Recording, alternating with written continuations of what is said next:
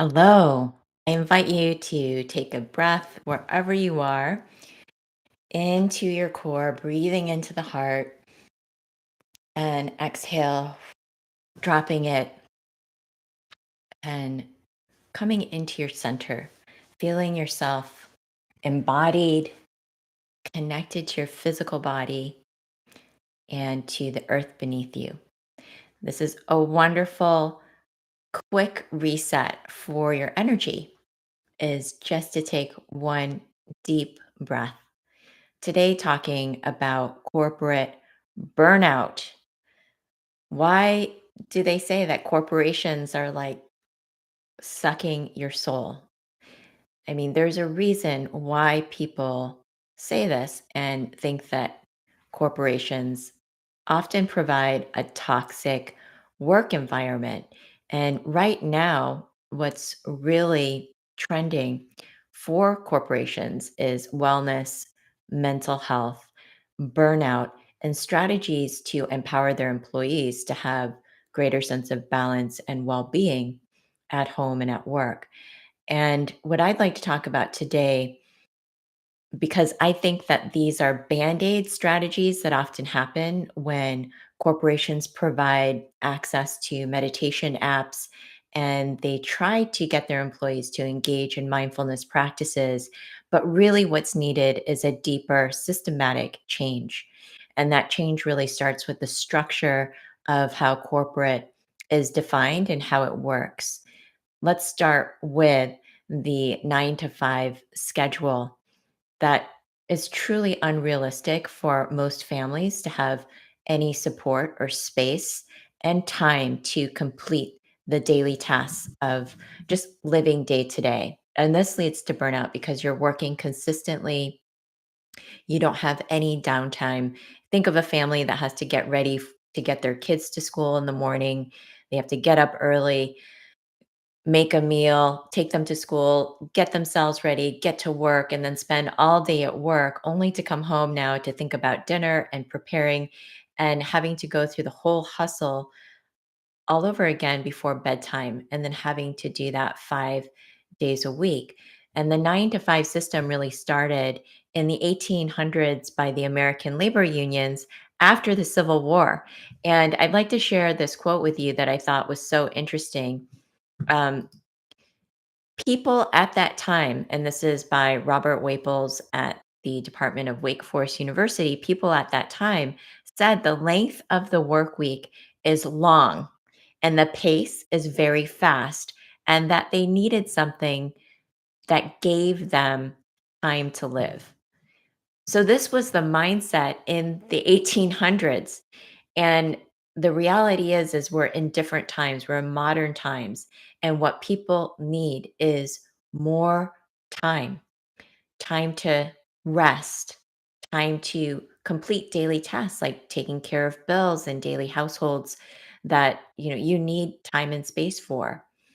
And so this kind of systematic change where there should be a whole change just in the structure of the work week itself, which corporations are already implementing a 4-day work week, more flexible hours, opportunities to work remotely.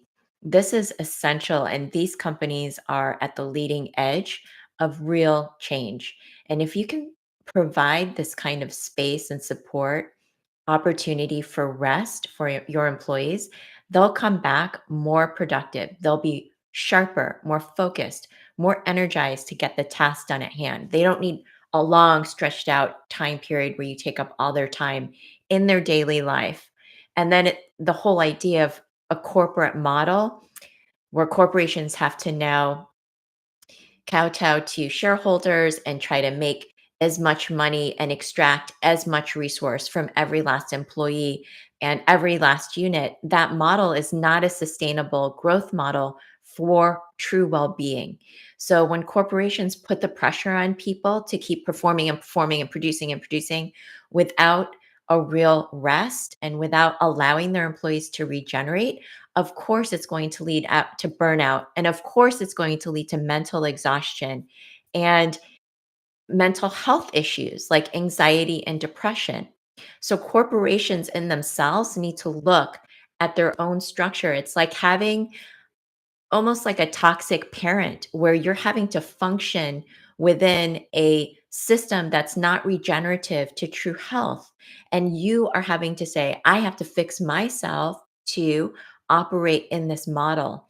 And that model simply is outdated. So if corporations are willing to look at more systematic change, more opportunities for their employees to express freely and provide true and honest feedback about their workplace environment and what they really need to be supportive, that is essential because a lot of corporations are engaging in performative DEI, performative diversity, equity, and inclusion, where you're talking about it on the surface and trying to be politically correct, and you're not actually fixing the systemic root of issues. You can't tell somebody not to have discriminatory preferences. It needs to be practiced all the way from the inside out. And that includes management, it includes having real, honest conversations that a lot of corporations aren't engaging in and they don't know why. DEI, wellness, mindfulness isn't taking off within the corporation. And there's so many reasons why people are not going to feel motivated to meditate at work. And those are systematic reasons. Do you have true purpose and ownership for your employees where they feel engaged and they're making a real impact in their team, in their organization? Are they connected to the larger mission and purpose of the corporation itself? Because it's been shown by studies that when people feel connected to purpose, they feel like, and they have that passion, they will overgive in their position. They are happy to give, they are happy to produce when they feel that their actions and intentions are leading to a bigger purpose and contribution to humanity. So, corporations that are aligned to um, missions that help the environment, that directly help people, these types of corporations are attuned to having success. Corporations that have diversity within management and diversity within their cultural teams and their workforce because it provides bigger perspectives, a greater sense of how to problem solve and create innovation and those ideas for their employees is essential. So if you want to look at corporate burnout, it has to start with corporations taking a look at themselves and how they can create true change from the inside out.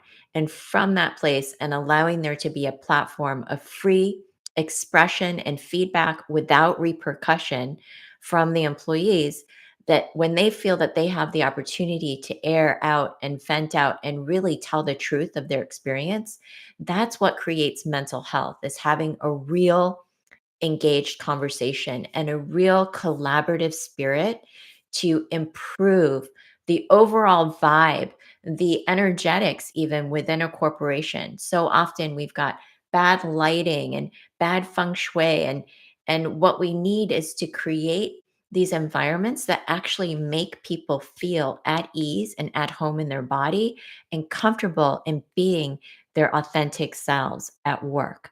So, these are some of the strategies that can be implemented to help avoid corporate burnout. Let's all have an open and honest conversation. Blessings. Namaste.